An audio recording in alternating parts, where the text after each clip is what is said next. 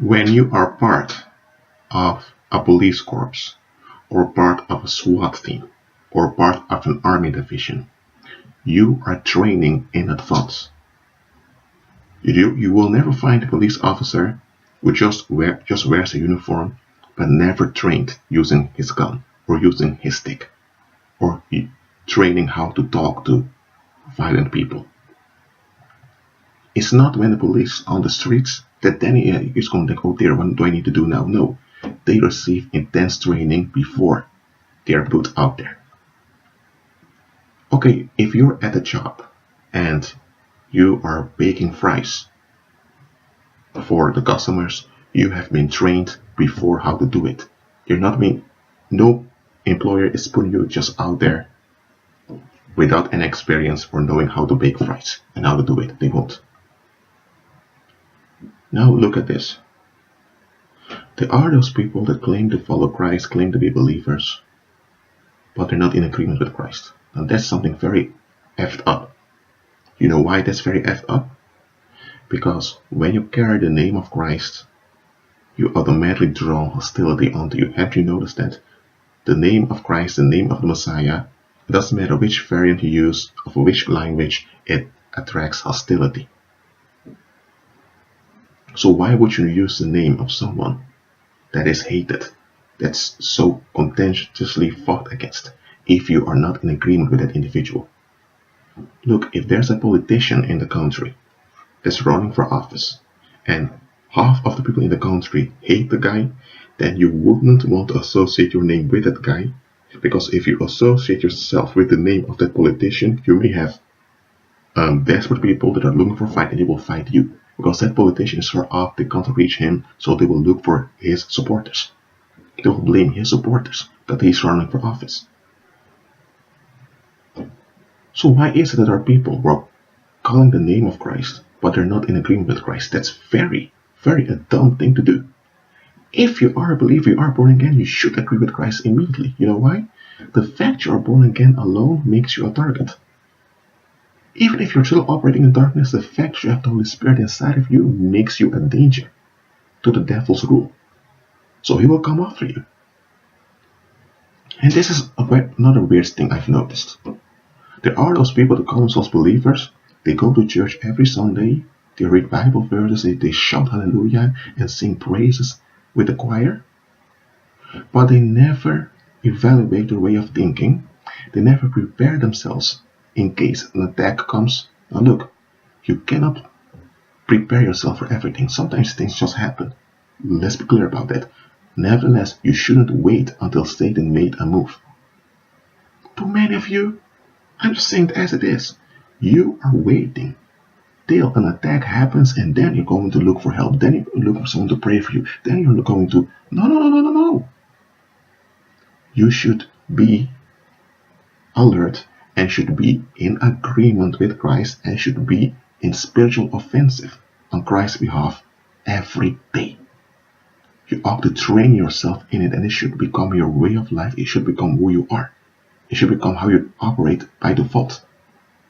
Not when things go wrong, you really can't figure things out in your own strength, then you're going to look for the supernatural. No, the supernatural should be your default operation in your daily life.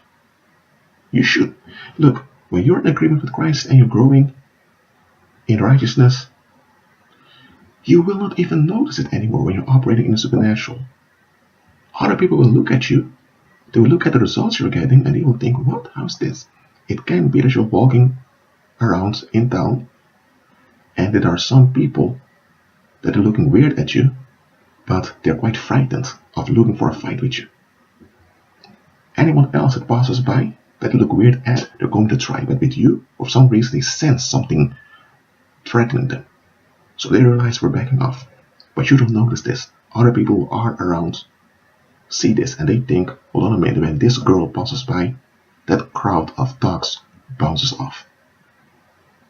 It is as if that girl has something that makes whatever's in those thugs to flee away. You don't notice that, you're not aware of it, but others do. When you operate in a supernatural, others are going to notice it. It can be that you're in college, and it can be that there's some professors that can't stand you, but for some reason they can't find a way to remove you from that college. People have murmured about you, complained about you, but you always show up for class. You always make it. And others are thinking, how is this possible? Others realizing you have some power with you. Or it can be that when it comes to, I would say, maybe there are people that can't stand what you're doing, but still they cannot resist you. Because anytime they make an attempt to stop you, man, they get nightmares or whatever. I mean, the supernatural shield you have around you is working on your behalf without you being aware of it. That's how you should be as a believer. No, there are people who claim to be believers. I don't even know if they are true believers. I just say they claim to be because they're operating in darkness. They're not evaluating anything. It's only when things appear to fall apart, then they're going to call the name of Christ. And even then, they're still holding on to thinking patterns that don't line up with Christ. If you want to be part of a SWAT team and you're not training, you're sent away. If you want to be part of a dance group, of a dance band that's going to perform on a stage, you need to be there when they're practicing their dance moves. Because if you're not willing to practice choreography, you are gone. They don't want you there. If you have to, say like this, if you're partaking at the contest, people expect you to train or else you're not going to make it in the contest.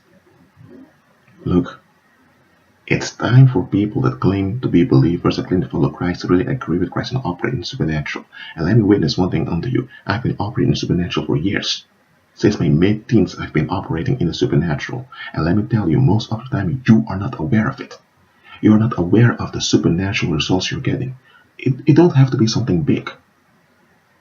It doesn't have to be that you speak to a tree and the tree withers away. It doesn't have to be that you speak to a cloud that's raining and now it stops raining. It doesn't have to be something that big, but it can be the small stuff, all of the small things that startle people. And let me tell you, when you're operating in the supernatural, you can only operate in the supernatural if you're in agreement with Christ. When you operate in the supernatural, people are going to be startled with you. Some are even going to ask you what it is that you're doing. And let me tell you, people that have decided that they can't stand you, don't want anything to do with you, such people are having to give up their will against you. And many are not willing to do it, so they will disappear from around you. Because they know that if they choose to fight you, or choose to keep talking bad about you, they're going to have to face consequences they can't control. When you operate in the supernatural, listen, you're going to face attacks. You will. You will face attacks. You will face. I'm telling you, when you are in the supernatural, when you operate in the supernatural, it's then that the most of the attacks are coming up your way. So if you're claiming the name of Christ, and if you are truly born again, you should agree with Christ. I mean, for example, there are many people that can't stand, let me say, at this time, Donald Trump. He's now president of the United States. Now, and you have a lot of violent protesters against Donald Trump. Well, unless you're a true Donald Trump supporter and you're willing to fight for his ideals, you better don't associate yourself with him, because those people will come after you. Why?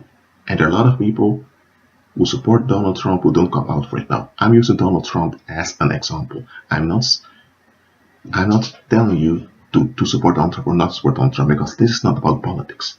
I'm just using contemporary politics as a metaphor.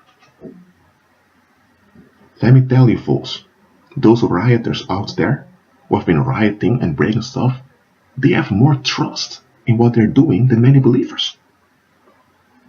And I hate to say this, but they have more trust in what they're standing for than believers do. I'm not saying all believers, but in general, when I encounter the common believer these days, they're following the crap of devils.